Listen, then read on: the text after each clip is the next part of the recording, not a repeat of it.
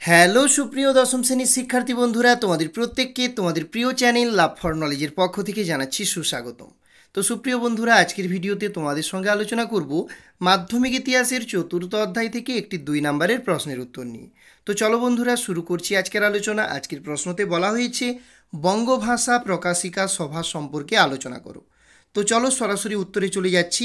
তো কি বলা হয়েছে, 1836 খ্রিস্টাব্দে টাকির জমিদার কালীনাথ রায়চৌধুরী, দ্বারকানাথ ঠাকুর, প্রসন্ন কুমার ঠাকুর প্রমুখের উদ্যোগে কলকাতায় বঙ্গভাষা প্রকাশিকা সভা গড়ে ওঠে। তাহলে কি বলা হচ্ছে, 1836 খ্রিস্টাব্দে টাকির জমিদার কালীনাথ রায়চৌধুরী, দ্বারকানাথ ঠাকুর, প্রসন্ন কুমার ঠাকুর প্রমুখের উদ্যোগে কলকাতায় বঙ্গভাষা প্রকাশিকা সভা গড়ে ওঠে।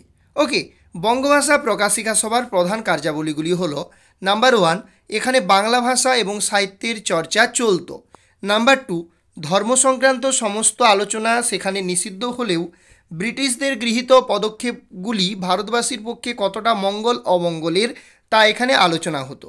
নাম্বার 3, 1828 খ্রিস্টাব্দের আইনে নিষ্কর জমির ওপর সরকার কর আরোপ করলে এই সভার মাধ্যমে তার বিরুদ্ধে প্রতিবাদ জানানো হয়, ইত্যাদি ছিল এর কার্যাবলী। ওকে, তো সুপ্রিয় শিক্ষার্থী বন্ধুরা, এই ছিল আজকের আলোচনা। আজকের আলোচনাতে তোমাদের সঙ্গে আলোচনা করলাম বঙ্গভাষা প্রকাশিকা সভা সম্পর্কে আলোচনা করো এই প্রশ্নটির উত্তর নিয়ে।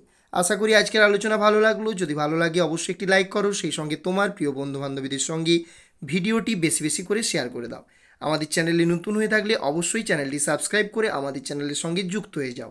তোমাদের প্রত্যেককে অসংখ্য অসংখ্য ধন্যবাদ ভিডিওটি শুরু থেকে শেষ অবধি দেখার জন্য।